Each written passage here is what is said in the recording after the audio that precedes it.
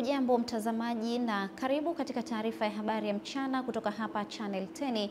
Msomaji wako mchana wa leo ni mimi Salma Shabani. Tunaanza na habari za kitaifa. Karibu sana. Rais wa Jamhuri ya Muungano wa Tanzania Mheshimiwa Dr. Samia Suluhu Hassan amewaongoza waombolezaji katika mazishi ya aliyekuwa Waziri Mkuu na makamu wa kwanza wa Rais mstaafu hayati Cleopa David Msuya atakayezikwa nyumbani kwake Usangi wilayani Mwanga mkoani Kilimanjaro. Mheshimiwa Dr. Samia ameungana na viongozi wengine akiwemo makamu wa Rais Mheshimiwa Dr. Philip Mpango, Rais wa Serikali ya Mapinduzi ya Zanzibar Mheshimiwa Dr. Hussein Ali Mwinyi, makamu wa pili wa Rais wa Zanzibar Mheshimiwa Hemedi Suleiman Abdullah, Spika wa Bunge Dr. Tulia Ackson pamoja na baadhi ya mawaziri ambao kwa pamoja waliungana na waombolezaji kwenye msiba huo wa kitaifa. Awali viongozi hao walishiriki ibada maalum iliyoongozwa na Askofu Mkuu wa Kanisa la Kiinjili la Kilutheri Tanzania KKKT Dr. Alex Malasusa katika kanisa la KKKT kijijini Usangi. Wananchi wa mkoa wa Kilimanjaro na mikoa ya jirani wakiwemo viongozi wa serikali, dini na siasa jana walipata fursa ya kuaga mwili wa hayati Msuya katika uwanja wa CD Msuya wilayani Mwanga kabla ya mwili huo kusafirishwa kwenda kijijini kwake Usangi ambako atapumzishwa katika nyumba yake ya milele. Mwenyezi Mungu ailaze roho yake mahali pema peponi, amina. Kwa kuwa hatuwezi kuyapinga maamuzi hayo ya Mwenyezi Mungu, hatuna budi kukubaliana na maagizo ya Biblia katika Wathesalonike wa kwanza sura ya 5 aya ya 18 inayotutaka kuwa na shukrani kwa kila jambo, maana hayo ni mapenzi ya Mungu kwenu katika Kristo Yesu. Kwa hiyo pamoja na majonzi yetu makubwa, shukrani zote zimrejee Mola wetu, na sisi Waislamu husema alhamdulillah rabbil alamin. Kabla sijaendelea, nitumie fursa hii kwa mara nyingine kutoa pole kwa familia, ndugu, jamaa, wanamwanga, marafiki na Watanzania wote kwa ujumla kwa kuondokewa na mpendwa wetu huyu.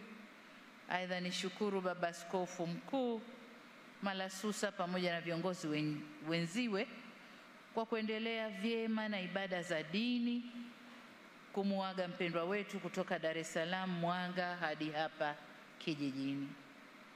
Kwa wanamwanga, mmeondokewa na mkazi mwenzenu na pia aliyekuwa mwakilishi wa kwanza wa jimbo hili lilipoanzishwa mwaka 1980 pamoja na kuwawakilisha rasmi kama mbunge kwa miaka 20. Wakati wote amekuwa mtetezi mzuri wa maendeleo ya Mwanga. Hivyo haishangazi kusikia kwamba mlimpa jina la heshima la baba wa Mwanga. Ndugu waombolezaji wenzangu, tangu tupate taarifa ya msiba huu wa mpendwa wetu Mzee Cleopa Msuya, kuna ambao walipambana usiku na mchana kuhakikisha kuwa tunampumzisha mzee wetu kwa heshima anayostahiki.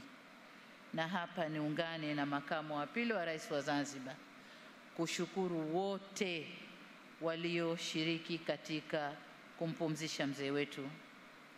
Lakini kwa upekee nitumie fursa hii kumshukuru Mheshimiwa Waziri Mkuu wa Jamhuri ya Muungano wa Tanzania, makamu wa pili wa Rais wa Zanzibar pamoja na kamati yote tendaji, lakini pia vyombo vya ulinzi na usalama kwa uratibu mzuri wa shughuli hii. Halikadhalika nakushukuruni wanamwanga kwa kupokea msiba huu kwa moyo mkuu na matayarisho vyema ya kumsitiri mzee wetu. Na nawashukuru wote waliofika hapa kumsindikiza mzee Msuya katika safari yake ya mwisho. Mungu hawabariki sana. Wananchi wa kijiji cha Chaoni, jimbo la Gando, wilaya ya Wete, kisiwani Pemba, wameomba serikali kuondolea shida ya maji safi na salama pamoja na kuwaboreshea miundombinu ya barabara, kwani shida hizo zimekuwa ni kikwazo katika shughuli zao za kiuchumi. Masanja Mabula ana taarifa zaidi. Wakizungumza kwenye mkutano na waziri wa maji, nishati na madini Shaibu Hassan Kaduara uliofanya kijijini hapo, wananchi wamesema wamekuwa wakipata usumbufu wa kutumia muda mwingi kufuata huduma hiyo umbali mrefu. Sana na changamoto ya maji pamoja na barabara, kwani tumeona kwa upande wa barabara wamama wajawazito wanashindwa kufika hospitali kwa wakati. Maji na barabara, shida, ziki. Mimi hapa mlipo ni mgonjwa wa mguu. Nilipata ujauzito, nikaendesha operation, shida, ziki kwa barabara. Gari hazifiki, kucherewa kufika hospitali. Kwanza tuna changamoto ya barabara, lakini pili tuna changamoto ya maji.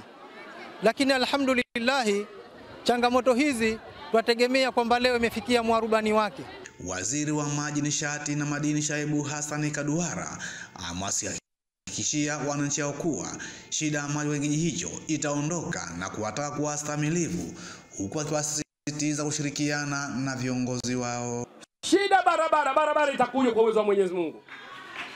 Shida maji yatakuja kwa uwezo wa Mwenyezi Mungu. Tunaenda kufanya mchakato wa gari la maji la kuja kuchimba kisima hapa. Ni Masanja Mabula, Channel 10, Pemba, Zanzibar.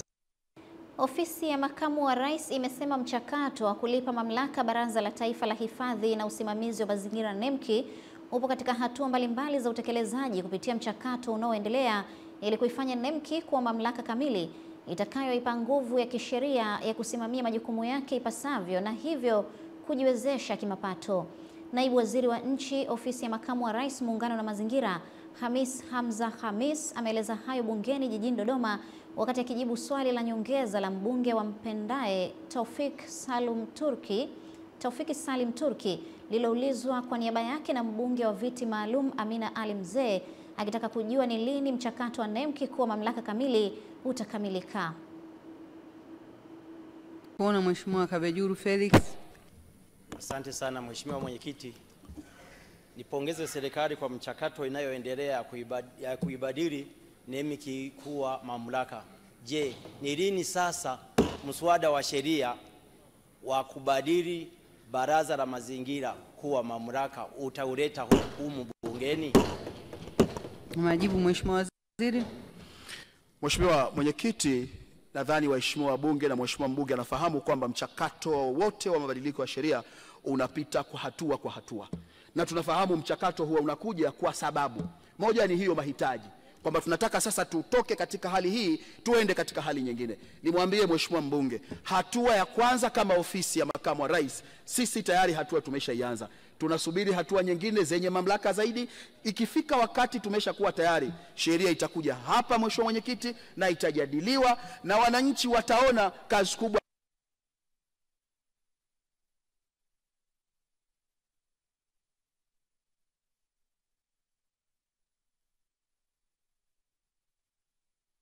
ambayo inafanywa na ofisi ya makamu wa rais kupitia hii taasisi ya baraza la NEMKI, na NEMKI itakwenda kuwa mamlaka. Tabora, jumla ya magari 6 kwa ajili ya wakuu wa polisi wa wilaya ili kusaidia utekelezaji wa majukumu ya kiutendaji ya ulinzi na usalama, huku ikitolewa rai ya kuifanya magari hayo kwa malengo yaliyokusudiwa. Mwanahabari wetu Pendo Salu ana taarifa zaidi. Akikabidhi magari hayo, mkuu wa mkoa wa Tabora Paul Chacha amesema serikali inatarajia matokeo mazuri ya matumizi ya magari hayo katika kutoa huduma ya ulinzi na usalama kwa wananchi, huku akionya yasitumike vinginevyo, akipigia mfano kwa baadhi ya magari ya umma ambayo yaliwahi kukamatwa yakitumika kubeba bangi na matumizi mengine yasiyo halali. Mkoa wetu ni mkubwa,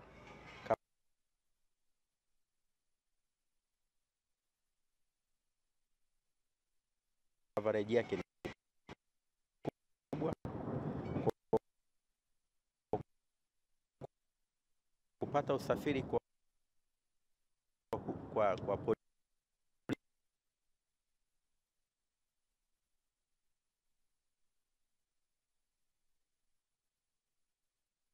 polisi kama haya magari ambayo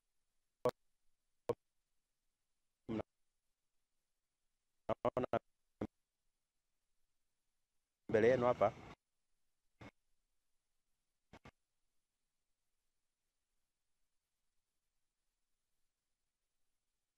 sisi ni jambo kubwa sana.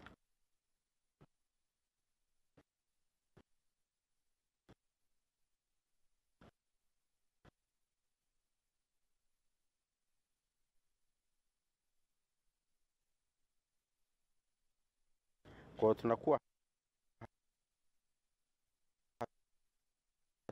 hatuna lawama wala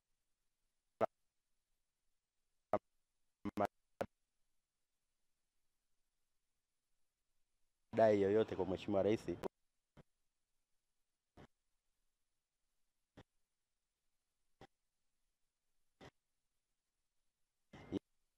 Yeye anachotudai ni kuhakikisha tunalinda watu wake, na niahidi tu tutaendelea kuwalinda, na polisi wetu wanapata nguvu na kupata courage ya kufanya kazi kwa moyo, kwa sababu hivi ndio vitendea kazi vikubwa.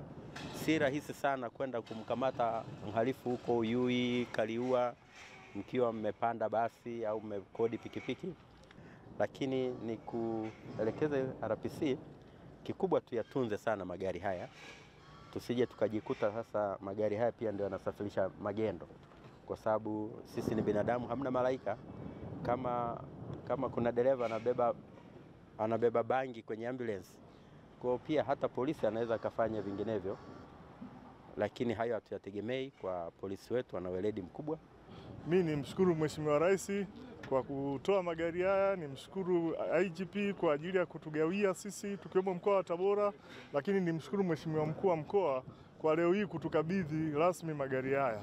Nikiahidi kwamba magari haya yataenda kutunzwa na yatatumika kwa malengo ambayo yamekusudiwa kuhakikisha kwamba tunaimarisha amani na usalama kwenye mkoa wetu.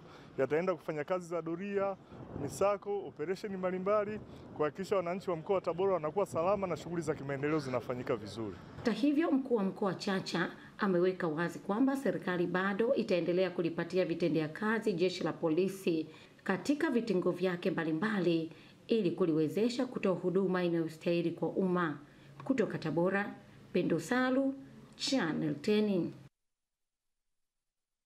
Baadhi ya wananchi wanaopata matibabu kwenye hospitali ya mji wa Handeni mkoani Tanga wamepongeza huduma bora za afya zinazotolewa kwenye hospitali hiyo kufuatia maboresho makubwa yaliyofanywa na serikali ya awamu ya 6 inayoongozwa na Rais wa Jamhuri ya Muungano wa Tanzania Mheshimiwa Dr. Samia Suluhu Hassan kwenye hospitali hiyo. Kutoka Handeni, Ernest Mbezi anaripoti. Wananchi hao ambao baadhi yao ni wakina mama wajawazito pamoja na wazazi waliojifungua kwenye hospitali hiyo wametoa pongezi hizo baada ya kutembelewa na watumishi wa hospitali hiyo walioamua kuadhimisha siku ya wauguzi duniani kwa kutoa msaada wa vitu mbalimbali kwa wagonjwa. Mgonjwa wangu nimemleta mzazi akapata operation siku ya tarehe 28. Lakini wamepambana naye yule binti. Kwa kweli nashukuru sana, wana huduma nzuri sana. Nashukuru sana Mama Samia kwa kuboresha huduma ya mama na mtoto. Toka nije hapa kwa kweli jambo la kumshukuru Mungu, madaktari wametupokea vizuri. Maeneo ya hospitali yaboreshwe zaidi.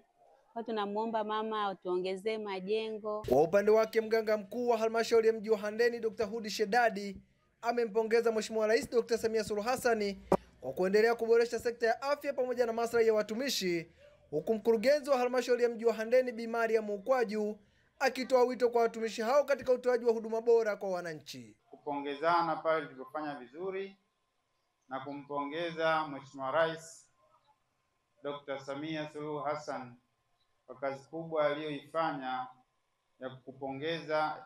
ya kuendeleza miundombinu na kuboresha miundombinu ya kufanyia huduma za afya na kuboresha mazingira yetu ya kazi. Niwasihi tuendelee kutoa huduma bora kwa wananchi. Kutoa huduma bora ni wajibu wetu, pia kutoa huduma bora tunapata thawabu. Unapomtendea mwenzako, binadamu mwenzako jambo zuri, jambo jema, hakika kiimani lile jambo litarudi. Kama si kwako basi kwa vizazi vyako. Wakati mwingine tunafanya zaidi hata ya kile ambacho unatakiwa kufanya ili kuokoa maisha na wananchi pia wapate huduma bora. Kutoka wilayani Handeni mkoani Tanga, mimi ni Ernest Mbezi, Channel 10. Wakazi 22,000 wa vijiji vitatu katika kata ya Sangambi wilaya Chunya mkoani Mbeya wanalazimika kufuata baadhi ya huduma za afya umbali wa kilomita 27 katika kituo cha afya cha Rangwa licha ya serikali kuwajengea kituo cha afya chenye majengo ya kisasa kilichogharimu zaidi ya shilingi milioni 700. Hii hapa taarifa ya Epimacus Apolinari inafafanua zaidi. Kituo hicho chenye majengo ya kisasa kilichojengwa kwa fedha za mapato ya ndani ya halmashauri kimeanza kutoa baadhi ya huduma kwa wananchi licha ya umbali, upungufu wa watumishi vifaa tiba na kutokamilika kwa miundombinu kama ambavyo wananchi wanaeleza, huku mganga mkuu wa wilaya ya Chunya Dr. Zuberi Nzige anaeleza jitihada ambazo zinaendelea kuchukuliwa na serikali. Nipende kumshukuru mama yetu, rais wetu ambaye ametupa msaada wa hiki kituo cha afya. Lakini pamoja na kutupa kituo chenye gharama nyingi, bado tuna changamoto ya wauguzi, pia vifaa vya tiba na vifaa vingine vinavyohusika na matibabu. Tayari kimeshafunguliwa, wananchi wanaendelea kupata huduma, lakini baadhi ya huduma bado hazijaanza kwa sababu tuna upungufu wa vifaa tiba. Sisi kama serikali tumeshatoa maombi. Kituo hichi sasa hivi kina watumishi 10, watumishi 8 kutoka serikalini, lakini watumishi 2 kutoka kwenye mradi. Lakini kinaendesha huduma za wagonjwa wa nje, watu wanatibiwa, na pili vile wagonjwa wachache hapo wanajifungua. Lakini sasa hivi tunakaribia tutapata vifaa tiba kwa ajili ya kuongeza huduma kwa wagonjwa wote ambao walioko karibu eneo hili la Sangame. Baada ya kamati ya siasa mkoa wa Mbeya kutembelea na kukagua utekelezaji wa ilani ya Chama cha Mapinduzi, wakaeleza juu ya miradi inayotekelezwa. Lakini swala la vifaa ambao ulisema, nakumbuka tulikuja hapa na waziri Mchengerwa na mimi nilikuwepo, aliahidi milioni 300 kuleta hapa vifaa kwa DC na timu yako. Kwa hiyo ufanye ufuatiliaji na sisi pia tutamfuatilia waziri Mchengerwa ili vifaa vije haraka, watu wetu waendelee kupata huduma hapa. Tutafuatilia kwa sababu aliongea kwa moyo wa dhati, na tunamshukuru sana waziri Mchengerwa, alikuja mwenyewe hapa na alipongeza chikituo na aliahidi kwamba ataleta hizo vifaa milioni 300. Na mnakumbuka usumbufu na adha tuliokuwa nayo. Wananchi wanachangishwa michango, wananchi mnakimbizwa na mgambo, wananchi wanakwenda kukamatiwa mbuzi, magodoro na kila kitu, si ndio? Hali hiyo ilikuwepo nyuma tulikotoka. Baada ya Dr. Samia Suluhu Hassan kuingia, ameamua kutafuta fedha na kuleta fedha za kuja kujenga hapa bila kuwabuguzi wananchi. Tumejionea wote bila mashaka kwamba fedha zilizokuja hapa zimefanya kazi vizuri. Nikiripoti kutoka wilayani Chunya mkoani Mbeya, Epimax Apolinari, Channel 10. Mbunge wa viti maalum Stella Ikupa ametoa wito kwa vyama vya siasa nchini kuweka utaratibu mahususi wa kuhakikisha watu wenye ulemavu wanapata uwakilishi wa moja kwa moja bungeni ili kuongeza wigo wa watunga sera na maamuzi kupitia kundi hilo. Kutoka jijini Dodoma, mwandishi wetu Roda Simba ana taarifa zaidi.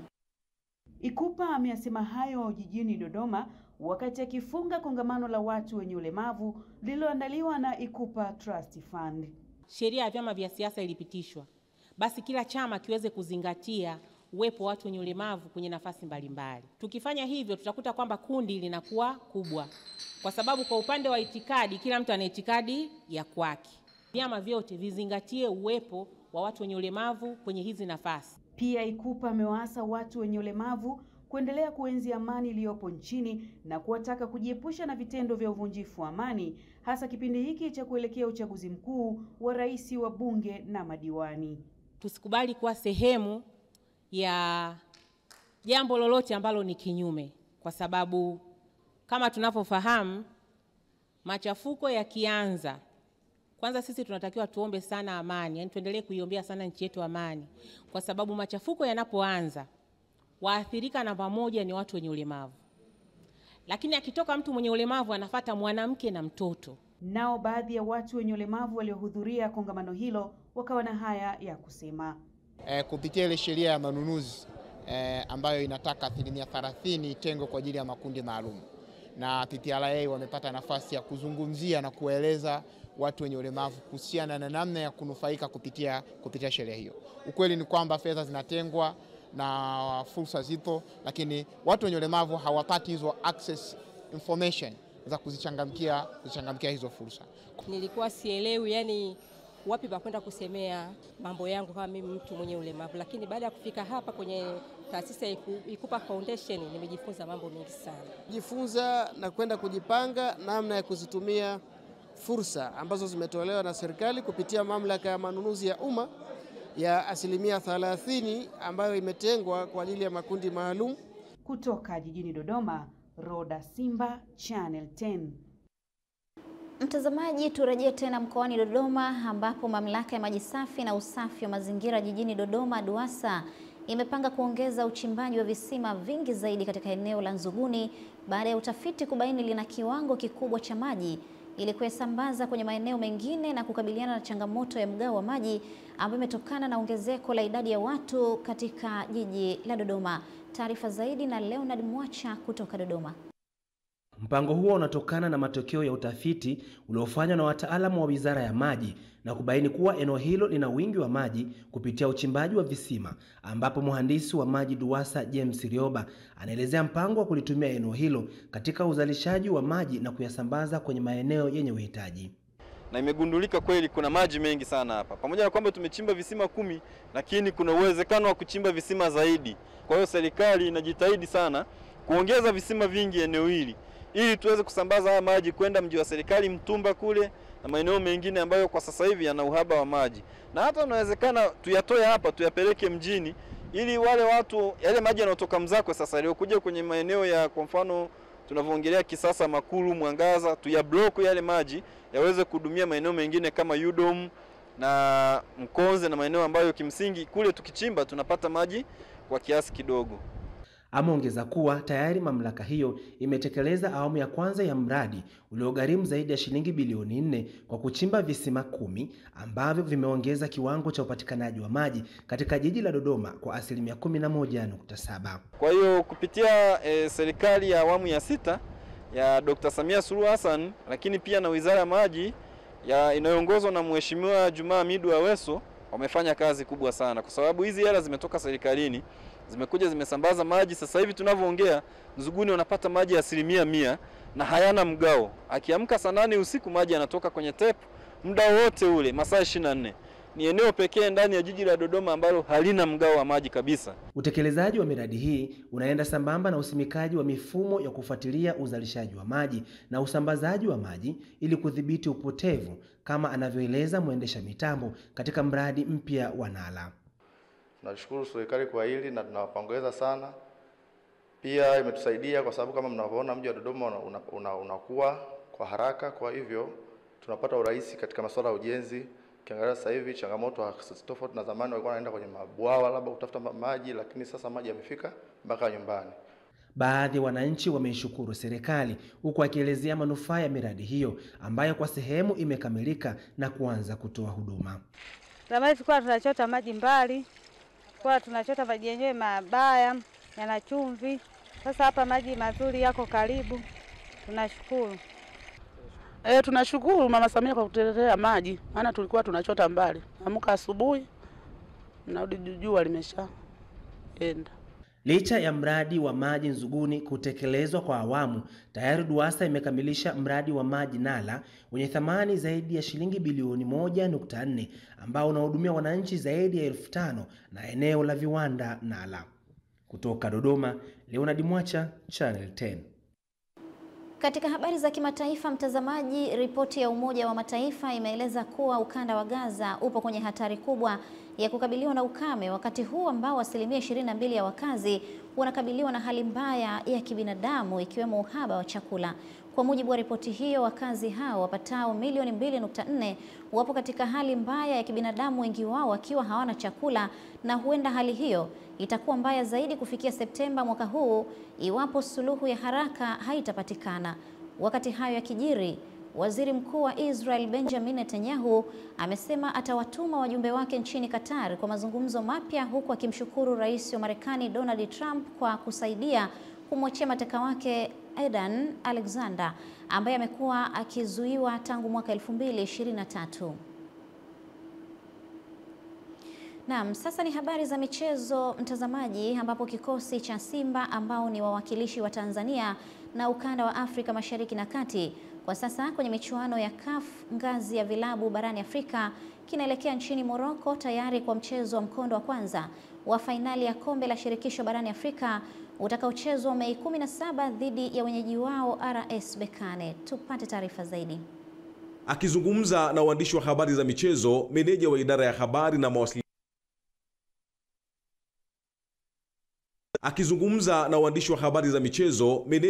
habari na mawasiliano wa klabu ya Simba Ahmed Ali amesema wachezaji wote wako tayari kwa safari hiyo ya matumaini na kumshukuru Mheshimiwa Rais Dr. Samia Suluhu Hassan kwa kutoa ndege ambayo itarahisisha safari yao kuwa ya moja kwa moja mpaka nchini Morocco. Lakini kwa ndege hii ambayo Mama Samia ametupatia Simba Sports Club bure, inatupa sisi uwepesi wa kusafiri na kwenda kutimiza majukumu yetu.